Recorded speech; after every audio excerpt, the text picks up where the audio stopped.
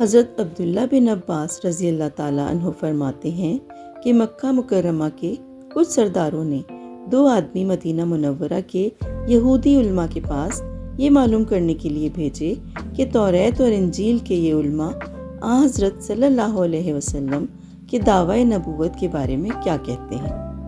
انہوں نے حضور پاک کی آزمائش کے لیے مشورہ دیا کہ آپ سے پچھلے زمانے میں پیش آنے والے واقعات کے بارے میں 3 سوال پوچھیں۔ اگر آپ ان سوالوں کے جواب دے دیں تو سمجھ لیں کہ آپ واقعی اللہ تعالیٰ کے نبی ہیں۔ پہلا سوال اصحاب کہف کے بارے میں تھا، یعنی ان نوجوانوں کا عجیب واقعہ جو کسی زمانے میں شرک سے بچنے کی خاطر کسی غار میں چھپ گئے تھے۔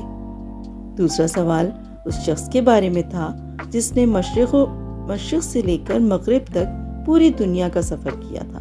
اور تیسرا سوال روح کی حقیقت کے بارے میں تھا۔ جب آپ سے یہ سوالات پوچھے گئے تو آپ نے فرمایا کل جواب دوں گا۔ خیال تھا کہ وہی سے خبر ہو جائے گی تو پوچھنے والوں کو مطلع کر دیا جائے گا، مگر یہاں رسول پاک انشاءاللہ کہنا بھول گئے۔ اس کے بعد 15 روز تک وحی کا سلسلہ موقوف رہا۔ لوگ 12 سوال کرتے رہے مگر لب نبوت خاموش رہے۔ نبی اکرم صلی اللہ علیہ وسلم کی پریشانی دوہری تھی۔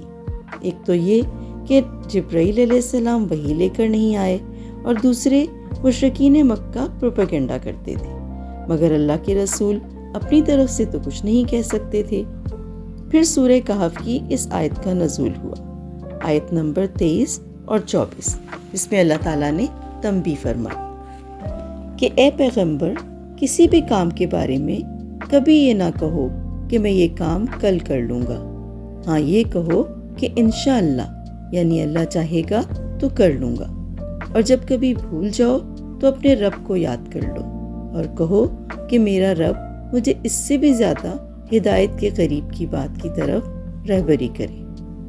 سورہ کہف میں پہلے 2 سوالوں اصحاب کہف اور ذوالقرنین بادشاہ کا واقعہ بیان کیا گیا ہے، اور بھی کچھ واقعات اور ہدایات ہیں، اور اسی طرح اللہ تعالیٰ کی طرف سے یہ مستقل ہدایت عطا فرمائی گئی ہے کہ کسی بھی مسلمان کو آئندہ کے بارے میں کوئی بات انشاءاللہ کے بغیر نہیں کہنی چاہیے۔